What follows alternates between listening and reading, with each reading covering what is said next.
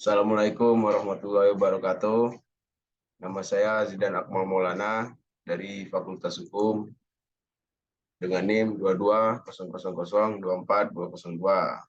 Kali ini saya akan menjelaskan tentang yang pertama adalah pidana Islam, kaidah fikih, dan yang terakhir adalah hubungan syariah Islam dengan syariat Namawi. Yang pertama di sini ada hukum pidana Islam atau fikih jinayah. Apa itu fikih jinayah? Adalah gabungan dari kata fikih dan jinayah. Fikih secara bahasa ialah pemahaman, maupun adapun fikih secara istilah yaitu ilmu yang membahas hukum-hukum syariah praktis yang disimpulkan dari dalil-dalil yang terperinci. Jinayah secara bahasa adalah pelanggaran atau suatu perbuatan buruk yang dilakukan oleh seseorang. Adapun secara istilah adalah perbuatan yang dilarang secara syariat, baik perbuatan itu mengenai jiwa, harta, atau yang lainnya.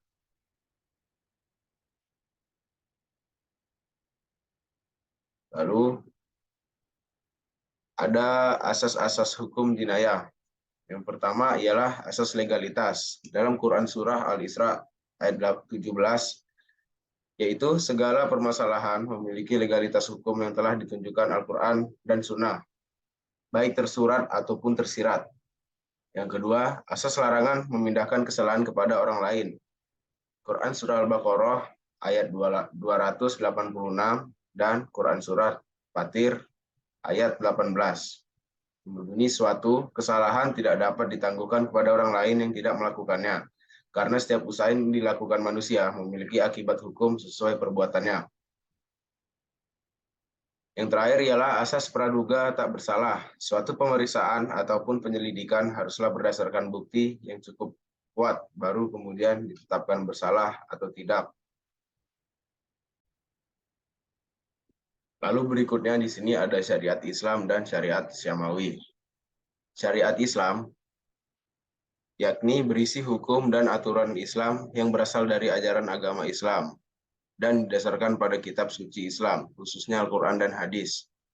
Dalam bahasa Arab, istilah syariah mengacu pada hukum Allah Subhanahu wa taala yang tidak dapat diubah dan dikontraskan dengan fikih yang mengacu pada interpretasi ilmiah manusia.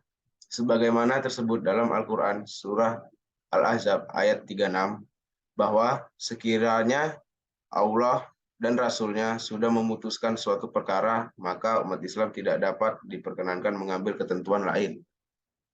Dengan demikian, perkara yang dihadapi umat Islam dalam menjalani hidup beribadahnya kepada Allah itu dapat disederhanakan dalam dua kategori, yaitu apa yang disebut sebagai perkara yang termasuk dalam kategori asas syara dan perkara yang masuk dalam kategori furu syara. Berikutnya ialah syariat Syamawi.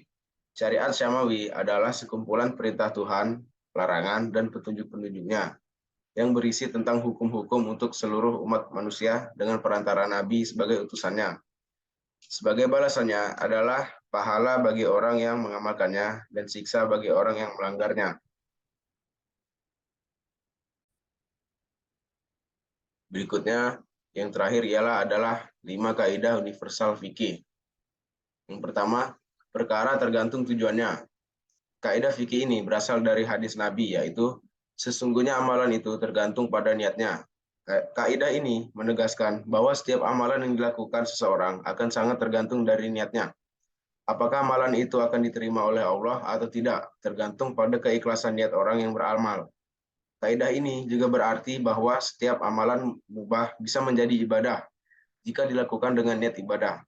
Misalnya, kegiatan duduk berdiam di masjid bisa jadi ibadah jika diniatkan untuk iktikaf. Lalu yang kedua, keyakinan tidak bisa dihilangkan dengan keraguan.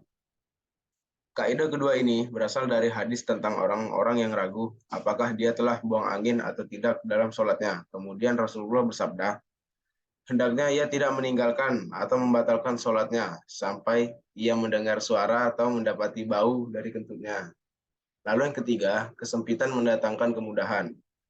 Kaidah ketiga ini berasal dari firman Allah sebagai dalil, yaitu Allah menginginkan kemudahan buat kalian dan tidak menginginkan kesulitan untuk kalian.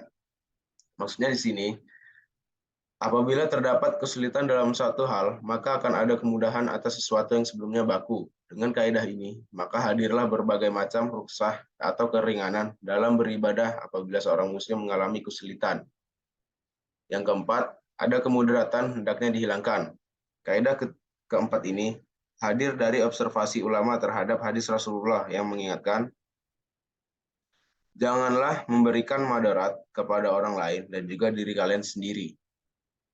Dengan adanya dalil ini, maka seseorang diperbolehkan melakukan sesuatu yang sebelumnya dilarang untuk menghindari kemudaratan yang lebih besar. Misalnya, orang yang sedang berada dalam kelaparan yang sangat lapar, diizinkan makan makanan yang haram untuk menghilangkan rasa laparnya, dengan syarat tidak ada makanan lain selain makanan haram tersebut, dan jika tidak dimakan maka ia akan mati.